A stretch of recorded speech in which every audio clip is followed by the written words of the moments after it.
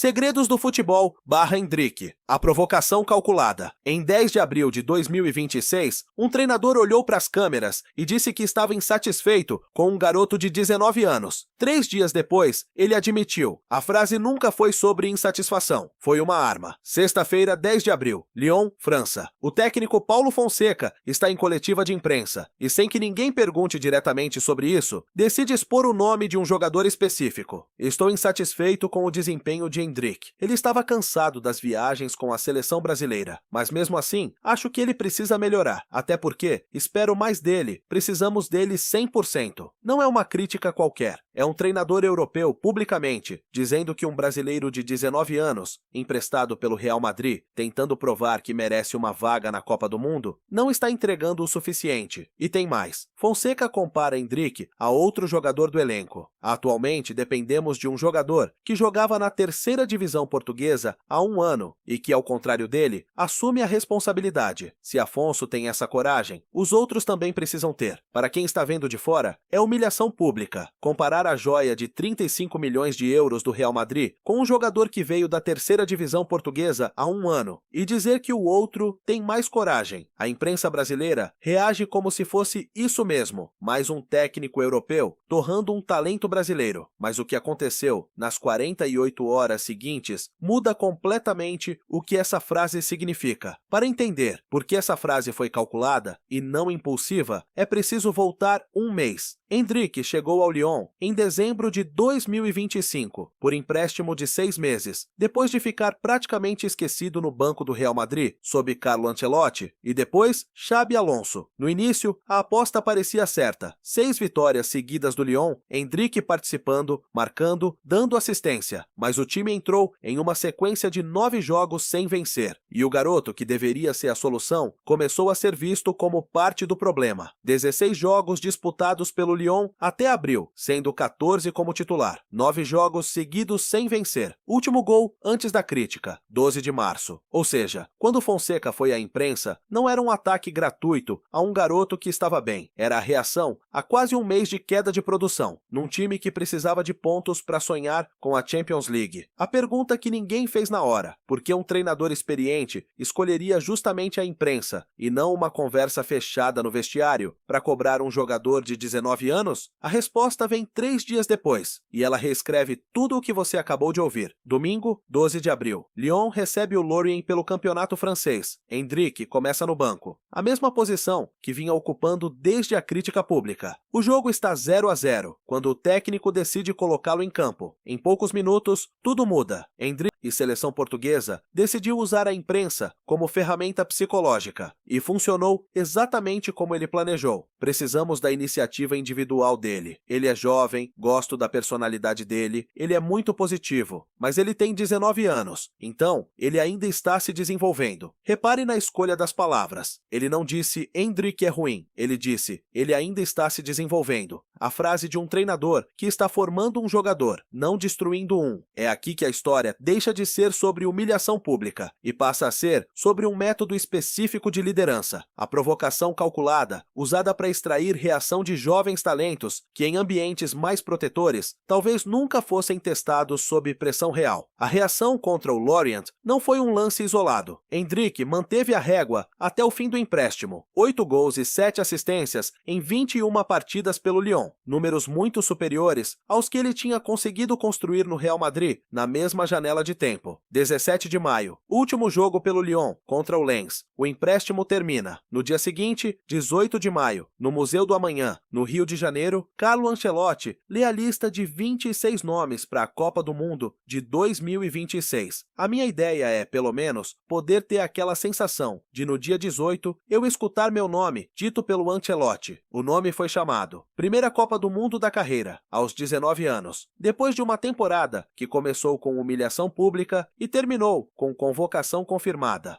A pergunta que fica: se Paulo Fonseca tivesse escolhido proteger Endrick em vez de provocá-lo, será que o nome dele estaria nessa lista? Não tem resposta definitiva. O que existe são fatos registrados: a crítica pública, a confissão da estratégia, a reação em campo e a convocação. Cabe a você decidir se isso foi method coaching ou um risco, que dessa vez compensou. 13 jogadores da lista de 26 da seleção brasileira vestem a mesma marca que patrocina a própria CBF. Só um jogador da lista não veste Nike, Adidas nem Puma. É Endrick. E essa escolha já tem um precedente histórico que a CBF preferiria não repetir. Antes de qualquer suspeita sobre 2026, é preciso voltar 25 anos, porque o que aconteceu então é fato julgado, documentado e nunca foi totalmente apagado da memória do futebol brasileiro. Entre outubro de 2000 e junho de 2001, uma comissão parlamentar de inquérito investigou a relação entre a CBF e a Nike. A conclusão do relatório final, segundo um dos integrantes da comissão, foi direta. A escalação e os locais dos jogos da seleção brasileira eram, em grande parte, decididos pela fornecedora de material esportivo, não pela comissão técnica. 34 pessoas foram indiciadas. O caso mais lembrado, a permanência de um jogador em campo numa final de Copa do Mundo, mesmo em condição física, que gerou dúvida pública na época, alimentando a tese de que contratos publicitários pesavam mais que decisões técnicas. Essa CPI não é rumor, é documento oficial do Congresso Nacional. E ela prova uma coisa: a estrutura de incentivo entre fornecedor e seleção já influenciou decisões esportivas no Brasil antes. A pergunta que fica para 2026 não é se isso é possível, é se a estrutura de hoje é diferente daquela.